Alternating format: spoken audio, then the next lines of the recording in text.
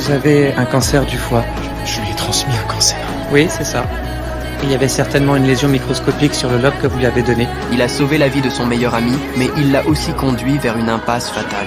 Il y a 6 mois, George a fait don d'une partie de son foie pour permettre à son ami de survivre. L'opération s'est parfaitement déroulée, mais après la greffe, Lace s'est soudainement effondré en pleine course. Alors que Sean tentait d'analyser la situation, il a remarqué Sharon en train de les observer discrètement depuis l'extérieur.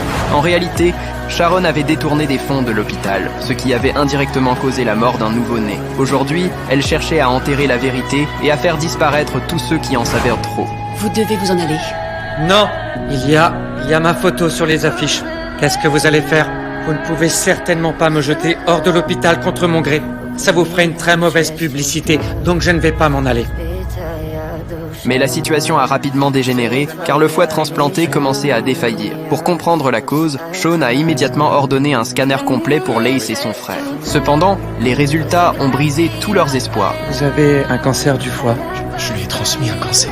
Oui, c'est ça. La tumeur a métastasé. On doit pouvoir la réséquer et emboliser quelques métastases avec une chimiothérapie. Ça peut vous faire gagner quelques mois. Moi, vous dites? Je suis désolé.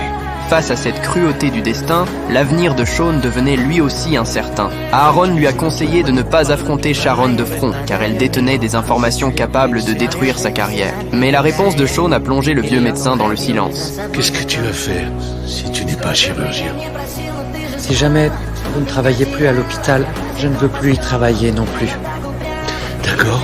Puisque Sean refusait de reculer, les autres ont décidé de se battre à ses côtés. Le docteur Andrews a intercepté Sharon dans le couloir avec un document hautement confidentiel. Il s'agissait d'un rapport d'enquête destiné à provoquer sa chute. Andrews a mis sa propre réputation en jeu pour la faire tomber. Tu as toutes les raisons de vouloir faire marche arrière. J'ai l'accord du conseil d'administration. Il a sorti un stylo en or, symbole de pouvoir, et l'a tendu devant elle. Finalement, Sharon a signé le document. Et avec cette signature, le poids qui pesait sur tout le monde s'est enfin effondré. Bon courage. Maintenant, cet hôpital, c'est ton problème.